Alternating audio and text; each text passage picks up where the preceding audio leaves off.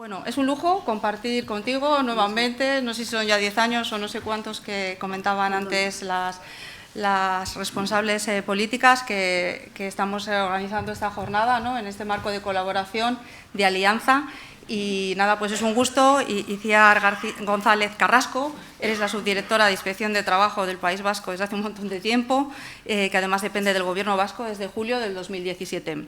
Eres licenciada en Derecho Económico por la Universidad de Deusto y además inspectora de Trabajo y de Seguridad Social de Vizcaya, excepto entre el 2010 y 2014, que asumiste el puesto de autoridad laboral en Vizcaya, siendo nombrada delegada territorial de Vizcaya de Trabajo. Bueno, entonces, nada, cuando quieras, porque pues como sí, hemos comido un poco de tiempo.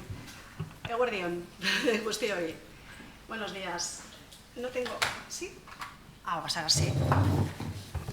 Decía que Eguerdión, que ya las horas que me han tocado, pues desearos buenos medios días a todas y a todos.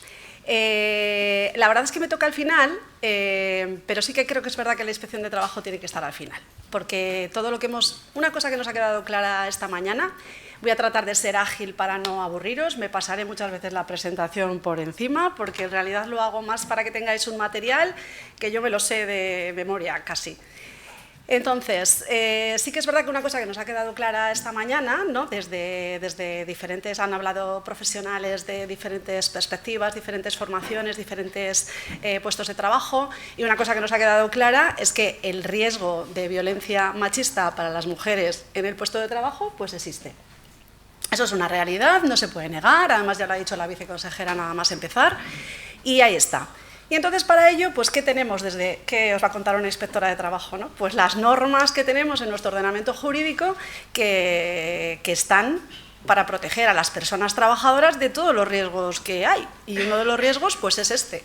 Y entonces tenemos un prolijo, que voy a hacer un pequeño resumen, voy a pasar un poquito por encima. Por suerte, toda la normativa comunitaria, las directivas y todo eso, había decidido no ponerlo porque es entrar muy... Me gusta siempre entrar pues, al ordenamiento jurídico nuestro, ¿no?, al interno, al que tenemos para ir a que en realidad todo viene de las directivas, porque la primera ley que tenemos, la ley orgánica del 2007, pues viene de la directiva del 2006, pero bueno, es transposición, pero a mí me gusta directamente al ordenamiento jurídico interno, porque es donde están las obligaciones que las empresas aquí tienen que cumplir y las que yo como inspectora compruebo que no se han cumplido y hago lo que corresponde. Entonces voy a empezar un poquito haciendo este resumen del ordenamiento jurídico y después deciros que, claro, pues la Inspección de Trabajo, ¿para qué está? Si todas las normas se cumplieran, pues todo perfecto, ¿no? No tenía que estar la Inspección de Trabajo. Pero ante los incumplimientos, pues ahí está este servicio público que somos las que vigilamos e inspeccionamos que todas las normas laborales, incluidas estas, que afectan a las mujeres y desde la perspectiva de su riesgo de violencia machista, que digamos que son ellas las sufridoras, ¿no?, comprobamos los incumplimientos, que las empresas no los han cumplido, y una vez que hemos comprobado esos hechos, pues somos las que iniciamos, mediante un acta de infracción, el procedimiento sancionador que culmina la autoridad laboral con una sanción para la empresa, porque no cumplir toda esta normativa está tipificado como infracción. Entonces, es un poco el esquema que yo os voy a poner. Las normas, las infracciones y las campañas principales, cómo agrupamos las actuaciones que hacemos en esta materia dentro de la inspección, que es en varios bloques de materias, donde no solamente están campañas, sino también denuncias que hacen las personas a este respecto. Entonces, bueno, pues empezamos por la normativa, lo que os he dicho. Las directivas europeas, desde los años 80 estamos hablando ya de esto. Que sepáis que cuando hablamos de violencias machistas, estos son conductas muy graves, podemos estar hablando de acosos, agresiones importantes, entonces que sepáis que aquí también está el Código Penal, pero yo os voy a hablar desde la perspectiva que esta perspectiva penal que tienen estos hechos, por lo graves que son, hace que algunas de estas conductas, las más graves, pues vayan directamente a los juzgados de lo penal y no pasen por la Inspección de Trabajo, porque una mujer ante agresiones de las de más alto nivel, como decía el compañero, hard y soft, ¿no?, pues bueno, ante una hard lo primero que hacen es ir a la policía. Entonces, es verdad que ideamos, luego os lo voy a decir, la campaña de protocolos de acoso, que empezamos a mirar protocolos, era porque es que casi no teníamos actuaciones en materia de acoso sexual, porque iban a la policía, una vez que vas allí, ya todo va por lo penal y no interviene la inspección. Entonces, pues mirando muchos protocolos, así como campaña preventiva, pues hemos logrado entrar en esta materia, ¿no? Entonces, que la perspectiva penal está ahí.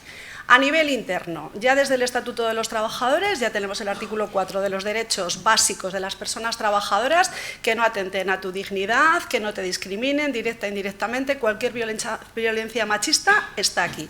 Estamos incumpliendo el artículo 4, que es uno de los básicos, a que no atenten a tu dignidad como persona trabajadora.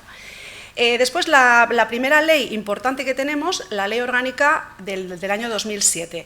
Aquí nos introduce un montón de conceptos que los conocíamos de la jurisprudencia, y además jurisprudencia comunitaria, la diferencia entre lo que es una discriminación directa, indirecta, bueno, todo eso, yo me acuerdo que lo estudié en las oposiciones, pero todo eran sentencias del Tribunal de Justicia de la Unión Europea, y por primera vez aquí ya lo vimos plasmado en una norma, ¿no? Una norma interna.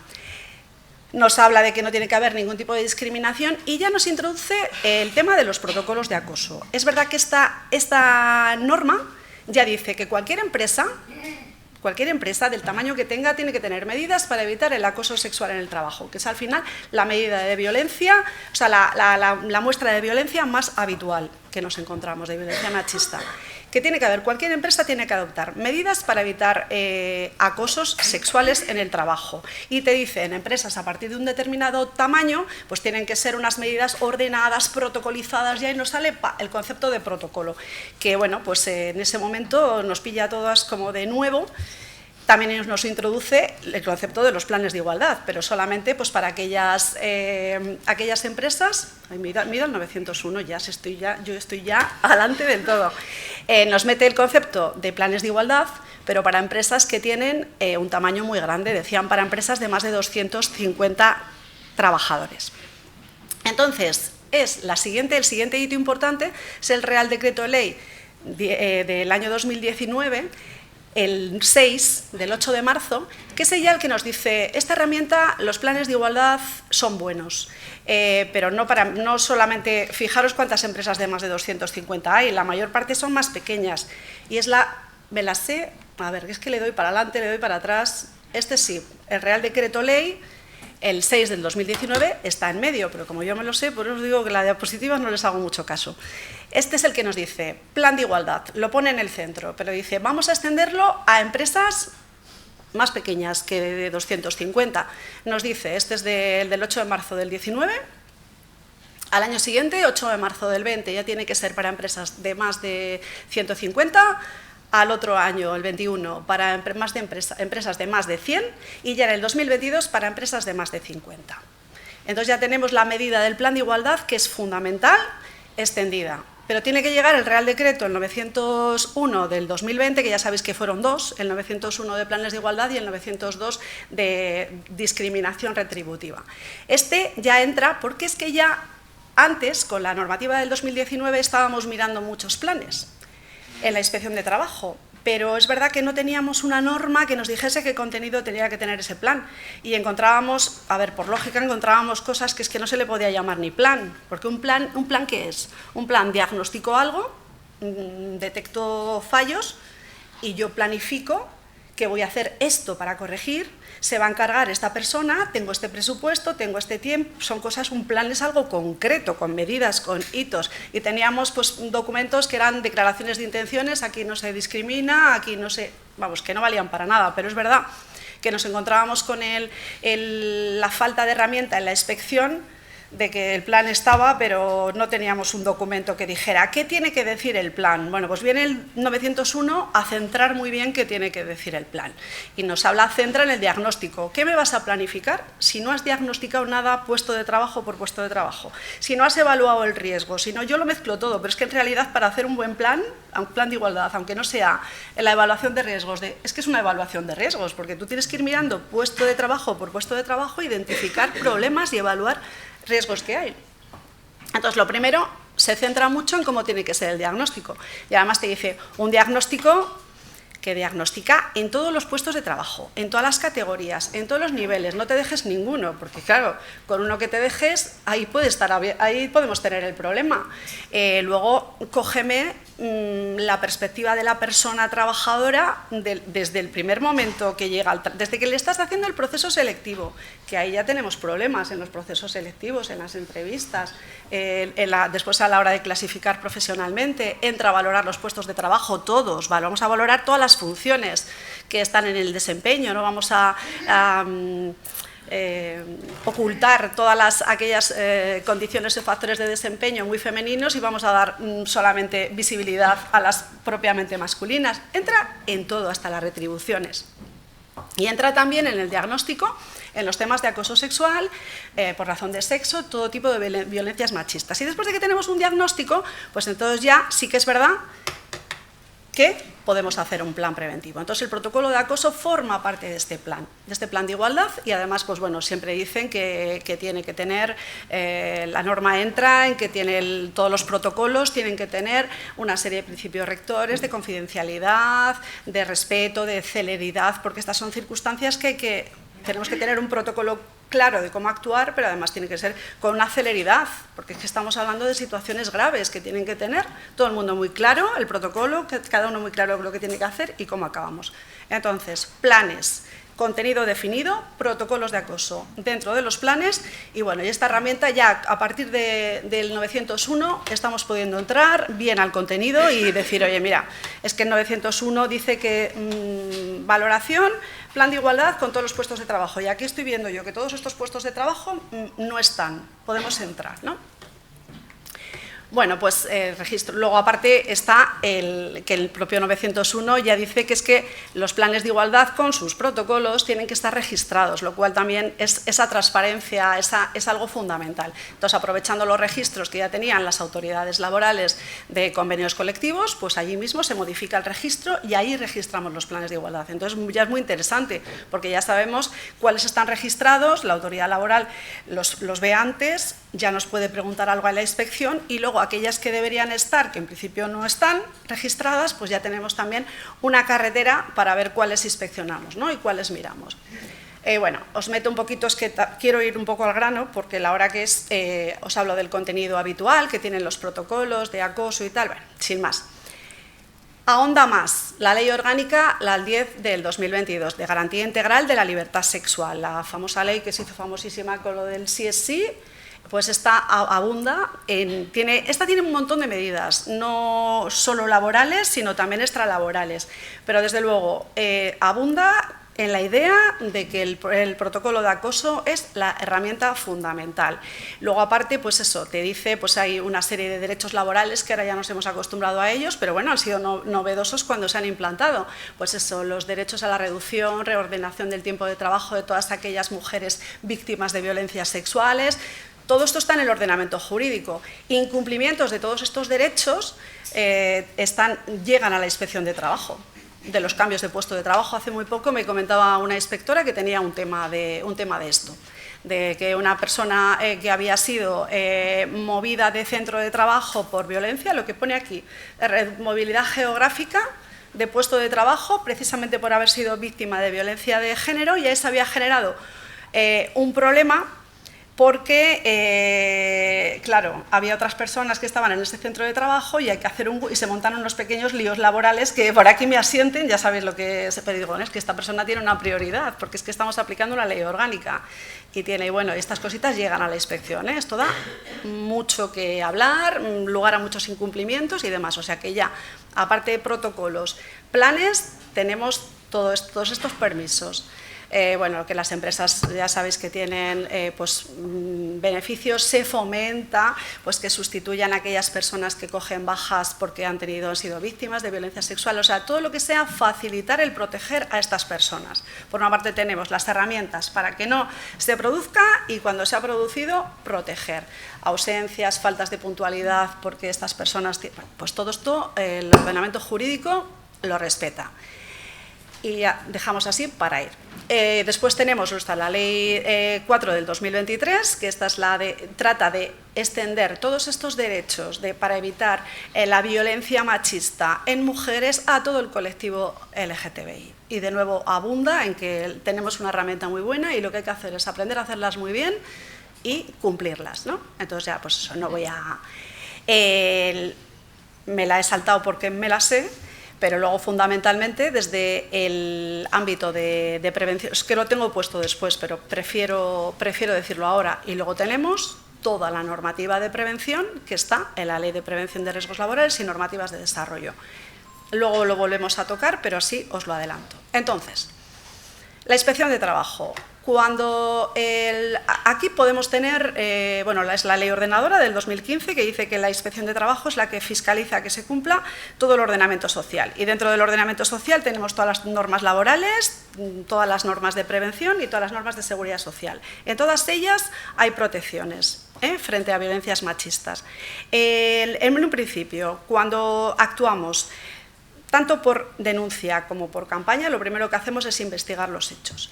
En la investigación de los hechos, pues bueno, tenemos un criterio técnico que es el 104 sobre el 2021 de actuaciones de la Inspección de Trabajo en materia de riesgos psicosociales, que nos ayuda mucho porque nos pauta mucho, nos dice qué documentación tenemos que mirar, de qué no nos tenemos que olvidar al afrontar un tipo de inspección en esta materia.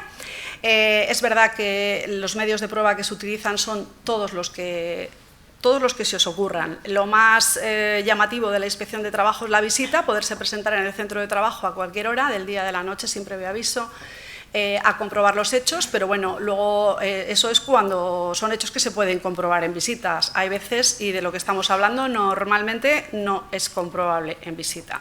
Tenemos que hacer comprobaciones a posteriori, con testigos, con careos, todo tipo de comprobaciones documentales, ver si se ha activado el protocolo de acoso, qué se ha hecho, qué no se ha hecho, bueno.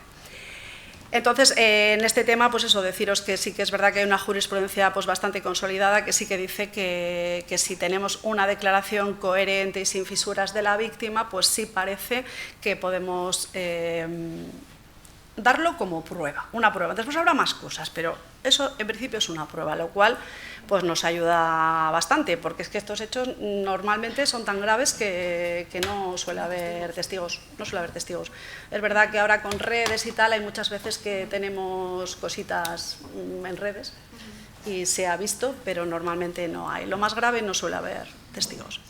Bueno, como no todo nos lo denuncian, pues hacemos campañas en las materias que consideramos desde la inspección, en las que hay que entrar con independencia de que haya denuncia o que no. Bueno, aquí os he metido el plan que hicimos de los planes de igualdad según iba siendo obligatorio en empresas de más tamaño, pero aquí están las campañas. He cogido 2023 y 2024, os voy a explicar la última, los últimos datos completos de año que tenemos del 2024. En materia sexual, de acoso sexual y protocolos de acoso, lo más centrado en la violencia machista que tenemos. Aquí es lo que os comentaba al principio, teníamos pocas denuncias de acoso sexual directamente. Entonces, como digo, pensé un día pensando, digo, pues si tenemos que la herramienta fundamental para esto son los protocolos de acoso, vamos a hacer una campaña en la que nos vamos a dedicar a llamar a las empresas a que nos traigan sus protocolos de acosos y vamos a mirarlos. Con eso vamos a hacer prevención, porque las empresas que no los tengan dicen, uy, que me han citado en la inspección protocolo de acoso, voy a hacerlo a todo correr. Cuando yo lo tenga, pues le voy a decir, oye, esto no, sí, lo vamos a mejorar, ya nos da pie a ver el contenido, a hacerle requerimiento de que mejore. Entonces, pues bueno, estamos contentas con eso. Ya veis que los resultados de la actuación, que puede ser hacerle requerimientos de que subsanen o acta de infracción cuando vemos que el incumplimiento es muy grave, pues son pocos. En general ves con una voluntad de hacer y hemos hecho 28 requerimientos y solo un acta de infracción en el año 2024. Actuaciones inspectoras en materia de discriminación por razón de sexo. Aquí las discriminaciones por razón de sexo en todos los ámbitos, desde el empleo, en la promoción, hasta en los despidos, hasta en las salidas podemos ver discriminaciones. En este caso sí que hay denuncias. La gente esto sí que lo denuncia. Y bueno, pues hemos entrado en discriminación y es verdad que no se ha podido comprobar todo lo que nos hubiera gustado. Estamos siempre convencidas de que hay algo más de lo que vemos, pero bueno, 17 requerimientos. La campaña de desigualdad retributiva, ha habido años que hemos hecho muchísimas órdenes de servicio de desigualdad retributiva, pero este año pasado hemos hecho solamente 9. Al final es lo que decimos, las violencias machistas tienen muchas derivadas y una de ellas pues lo ha explicado muy bien personas que me han antecedido aquí en la mesa y al final tienen muchas derivadas. Bueno, en los planes de igualdad, aquí es 100 actuaciones. Aquí lo que hacemos es citar a la empresa, ver el plan de igualdad, ver el protocolo de acoso que tiene el plan de igualdad. En el plan entrar a los diagnósticos, lo que os he comentado que tiene que entramos mucho al contenido. Unimos mucho el plan de igualdad con las evaluaciones de riesgos psicosociales, porque nos parece que es algo que está muy unido. Porque hay que irlo mirando puesto de trabajo por puesto de trabajo. Entonces, normalmente es una campaña de planes de igualdad y también con la perspectiva de prevención de riesgos psicosociales. Después hacemos también bastantes, aquí también hay partes campaña, pero partes son denuncias. La 63, que es toda la perspectiva de género desde el punto de vista de la prevención en mujeres, pero sí que es verdad que entrando en embarazo, protección por embarazo y por especialmente sensible, derivada de su condición de mujer, madre lactante y demás. Y bueno, pues aquí la verdad es que encontramos bastantes más incumplimientos de los que nos gustaría. Y luego, por último, todo el ámbito de derechos de conciliación de la vida familiar y laboral. Finalmente, cuando finalizamos la actuación inspectora, tenemos varias infracciones que nos hablan de no tener protocolo de acoso, no tener planes de igualdad. Pero yo siempre digo, cuando hablamos de violencias machistas y hablamos de que la persona trabajadora tiene un daño, cualquier tipo de daño, físico, psíquico, sensorial, yo creo que tenemos que enfocarlo siempre desde la inspección de trabajo por la perspectiva de prevención de riesgos laborales. Es algo que lo tengo clarísimo. ¿Por qué? Porque nosotros tenemos la tipificación de infracciones y sanciones, por una parte están las laborales y por otra parte están las de prevención. Y después las infracciones laborales tienen unas sanciones que son más pequeñas que las de prevención de riesgos laborales. Entonces, es más sancionado llevado por esa vía, como no puede ser de otra manera cuando hay daños para la persona trabajadora. Además, de esa manera se puede investigar como accidente de trabajo. Y además podemos ir a la paralización podemos ir al requerimiento inmediato cese de una determinada situación por el artículo 43 de la Ley de Prevención, y también podemos ir al artículo 44 de la Ley de Prevención, que nos permite paralizar trabajos por riesgo grave e inminente, y entonces puede haber una situación una situación denunciada por una persona trabajadora ante la falta de adopción de ningún tipo de protocolo, de ningún tipo de evaluación de riesgo psicosocial.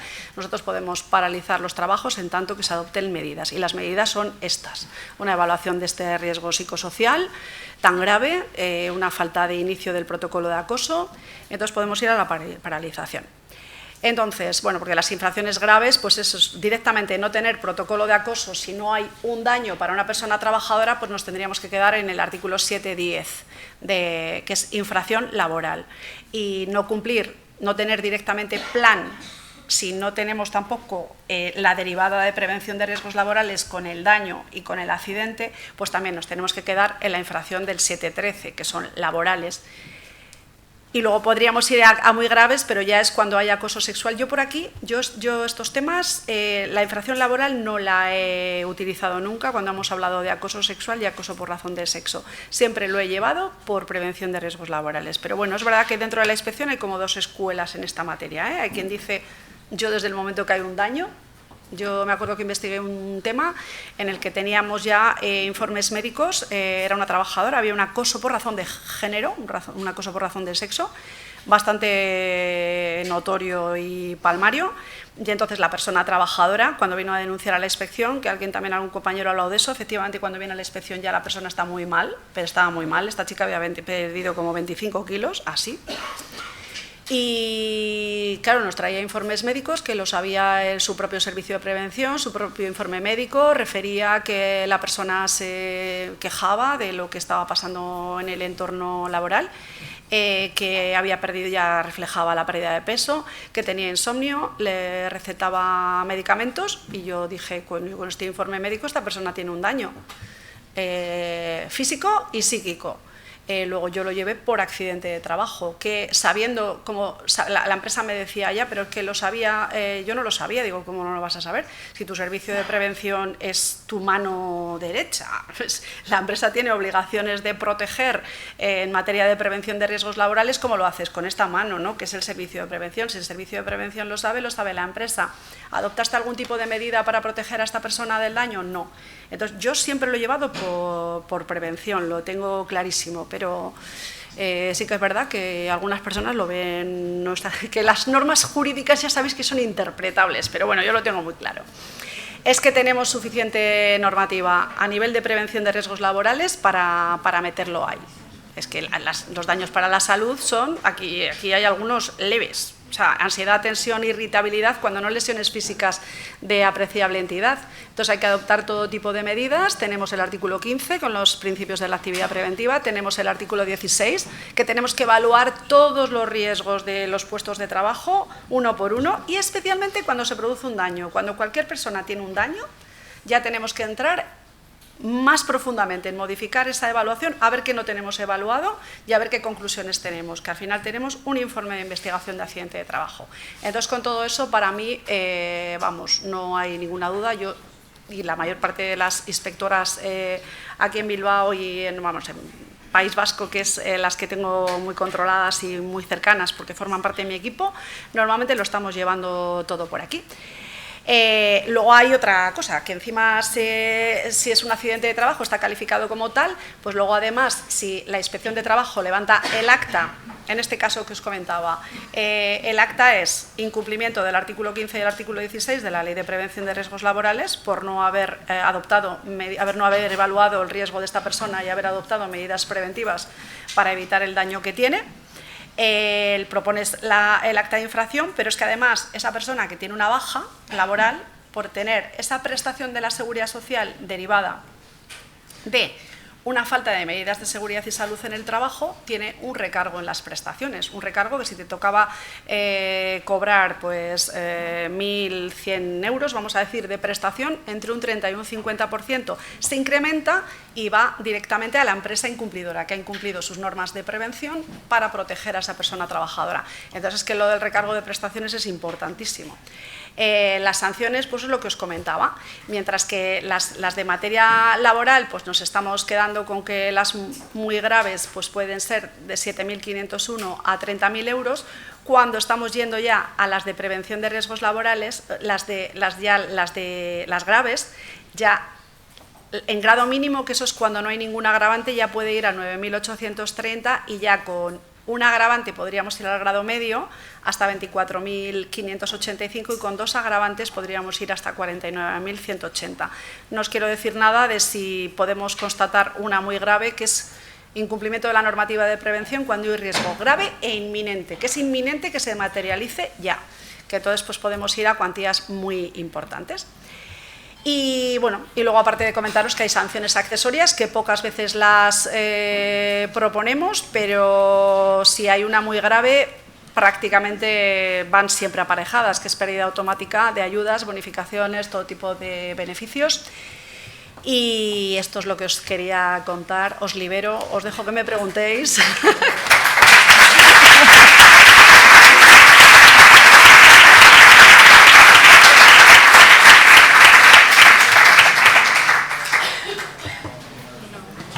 Muchísimas gracias, Iciar. Yo creo que tú has hecho un alegato de que casi la mejor política preventiva es una política de igualdad. Has hablado de las condiciones de trabajo que han de ser igualitarias y no discriminatorias, y también de los instrumentos clave que tenemos para avanzar en igualdad y en prevención de riesgos, como el acoso, o sea, los protocolos contra el acoso sexual y por razón de sexo y los planes de igualdad. Tenemos como 5 minutos para preguntas. Yo no sé si tenéis alguna pregunta que nos queréis hacer llegar. Sí, hay una persona al fondo. ¿Podéis acercarle el micrófono, por favor? Allí. Dos. Bueno, solo hay tres. Y nada más, ya no podemos hacer más. Vale, sí, yo quería hacer una consulta. No sé si sería este foro. Bueno, ante un puesto de trabajo que se genera o ante unas modificaciones de las condiciones del puesto de trabajo, La evaluación de los riesgos, ¿cuándo se tendría que hacer? ¿Una vez que ya se ha implementado y ya está la gente trabajando o previamente? Porque claro, hablamos de prevenir y demás, si yo pongo a trabajar a personas sin haber hecho la evaluación, no estaría preveniendo. Entonces, Claro. no sé, si me podrías dar un poco de luz. Gracias. Sí, en principio hay que hacerla con carácter previo, pero también hay que tener en cuenta las personas y las máquinas que vas a poner allí, porque luego también tenemos el artículo 15 que dice que un principio fundamental de la actividad preventiva es adecuar el trabajo a la persona.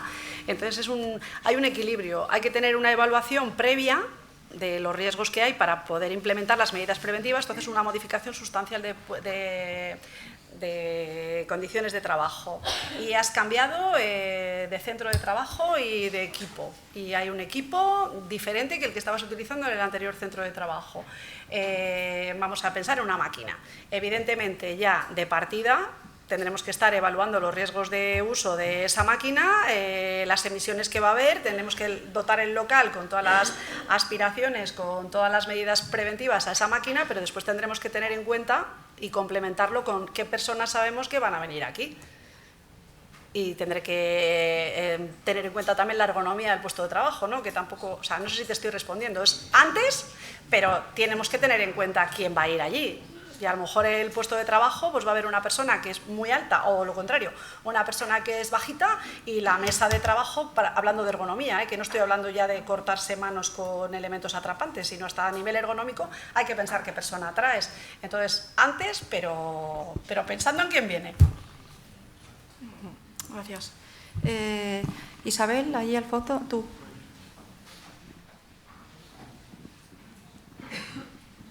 Gracias, Anne. Hola, Iciar. Hola, Isabel.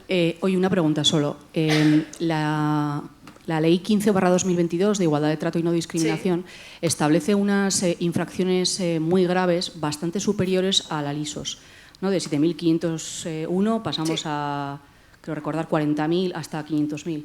Yo le pregunté a la USADA en su momento a ver cuál sería su criterio. Él me hablaba que entendía que tenía que primar LISOS respecto a la de igualdad.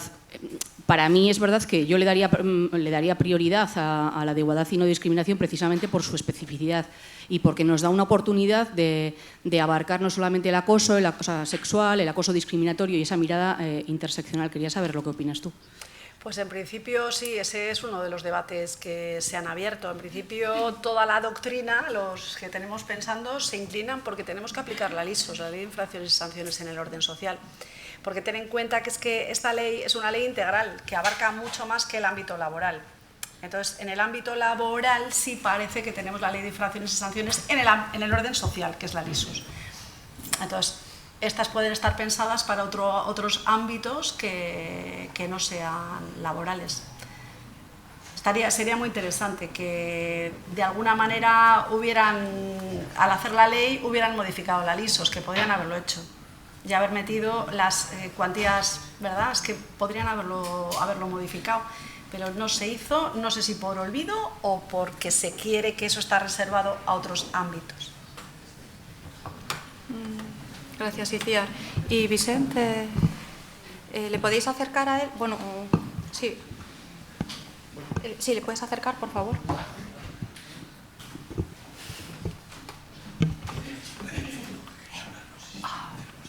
Bueno, más que una pregunta es una reflexión también, que llevamos toda la mañana hablando de la prevención es importante, pero hemos hablado de los mecanismos que hay que hacer en los casos de que las mujeres sufren acoso y la necesidad de que este emerja, de que no sea un proceso individual, etc. Y los datos y las leyes, pues parece ser que nos está pasando un poco como ha pasado con los planes de conciliación, etcétera. Es decir, privilegiar a las privilegiadas, que no digo que no. Es decir, estamos haciendo leyes para planes de igualdad de empresas de más de 50. Sí. Claro, ¿qué sucede? Si miras datos del País Vasco, el 98% de las empresas son de menores de 50, que ocupan casi la mitad de la población trabajadora. En Cataluña pasa exactamente lo mismo, en el conjunto del Estado también. Con lo cual, ¿qué pasa con todas estas mujeres que no entran o no están recogidas en estos planes y no tienen este amparo, estos protocolos? Es decir, que es inalcanzable. Nosotros en el estudio que hicimos, al final hay un pliego de líneas de actuación y proponíamos una cosa que nos salía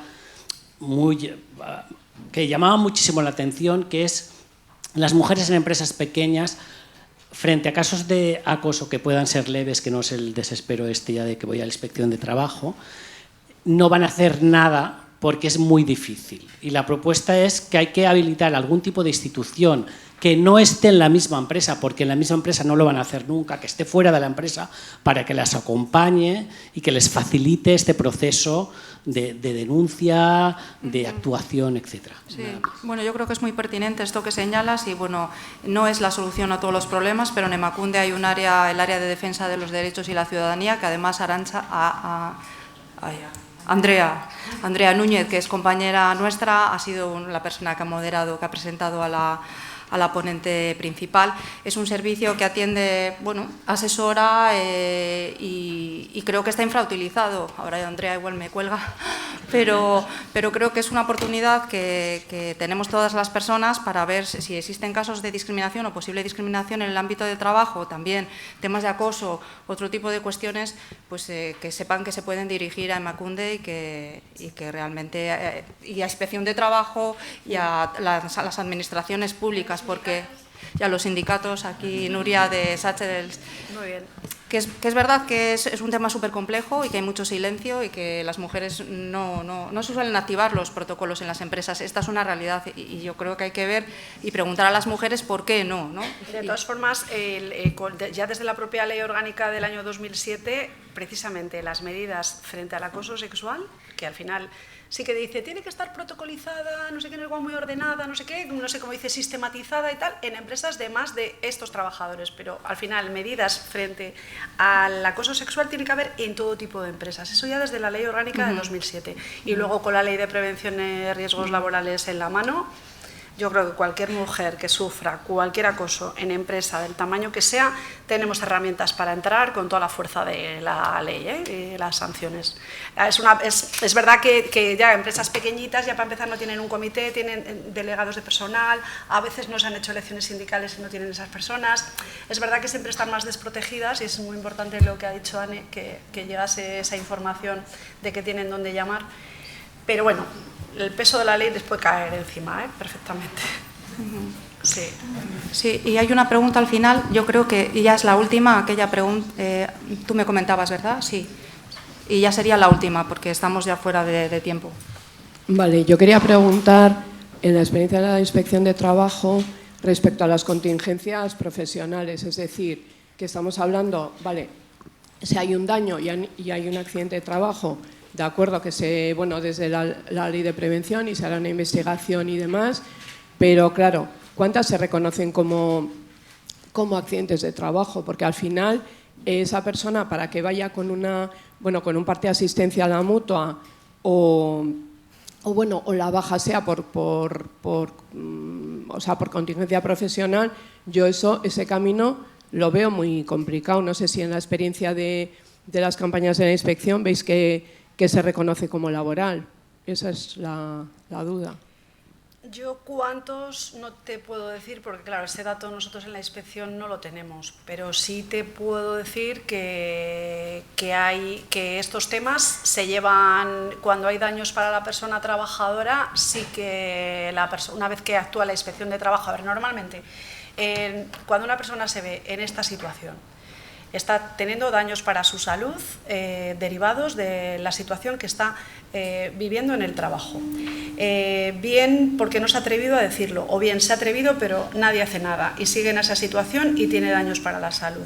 Si viene la inspección de trabajo y desde la inspección de trabajo se pueden comprobar las circunstancias preventivas de falta de prevención, de falta de que no ha habido evaluación de riesgos psicosociales, que no ha habido medidas de ningún tipo, si hay acta de infracción, esa persona, si en principio su baja, porque ha salido de la empresa por lo mal que se encuentra allí, ¿no? Y lo insostenible que es la situación, si esa baja de primeras no ha sido dada como calificada como profesional, si actúa la inspección de trabajo y hay un acta, con las actuaciones inspectoras lo tiene bastante bien para lograr el cambio de calificación del accidente de trabajo, que yo creo que es Pero claro, es verdad que ya sabéis que nosotros directamente no somos los que tenemos que cambiar la calificación. Tú haces unas comprobaciones de ver, comprobar unos hechos, ver si se ha incumplido la normativa, levantar el acta de infracción y con todo eso pues la trabajadora se puede ver ayudada a lograr el cambio de contingencia, pero es verdad que al final se resuelve en el INS en última instancia. Sí que es verdad que datos no te puedo decir, pero yo sí que veo que muchas de las ocasiones en que las personas vienen a la inspección de trabajo con estos problemas, el acta está muy bien, que le pone una multa a la empresa está muy bien, pero sobre todo ya lo que están buscando, lo que realmente les resarce es después lograr la calificación de accidente de trabajo, lograr un recargo de prestaciones y lograr incluso una indemnización por daños y perjuicios por estos daños causados en el entorno laboral. No sé si te he contestado, pero bueno, más o menos que puede ser útil. Al final toca ir a posteriori, sí, claro, claro, porque al final en última instancia es el INS. Claro. Salvo que tengamos una profesional muy clara, pero en general son estos hechos lo que dan lugar es un accidente de trabajo y claro, calificar que... Muchísimas gracias, Iciar, y bueno, seguro que habría más preguntas, pero no disponemos de tiempo. Es el momento de los agradecimientos, agradecer la asistencia y la atención durante toda la jornada, agradecer la colaboración entre el Departamento de Trabajo a través de Osalan, Inspección de Trabajo, junto con Emakunde. Creo que son ya muchos años de trabajo en común y creo que ha sido muy fructífera esta colaboración. Agradecer a todas las personas ponentes, a todas las personas moderadoras, agradecer a todas las personas que han hecho posible que hoy podamos estar aquí, del equipo de sonido, signos, bueno, del propio Euskalduna y especialmente al equipo de Emakunde que, bueno, pues que ha sido un trabajo ingente, la verdad, y que esperamos que haya merecido la pena y que hayáis aprendido un montón de cosas y que os hayáis inspirado y que penséis en las instituciones como lugares a los que os podéis acercar. En concreto, ya lo he comentado antes a Emakunde, y lo que no podamos hacer, pues ya trabajamos en coordinación con las diferentes instituciones e intentar avanzar hacia una cultura en nuestras organizaciones que sea realmente igualitaria y que haga que sea posible una política preventiva, porque una vez que el daño está hecho, nuestra experiencia es que es mucho más complicado. Así que, nada, muchísimas gracias.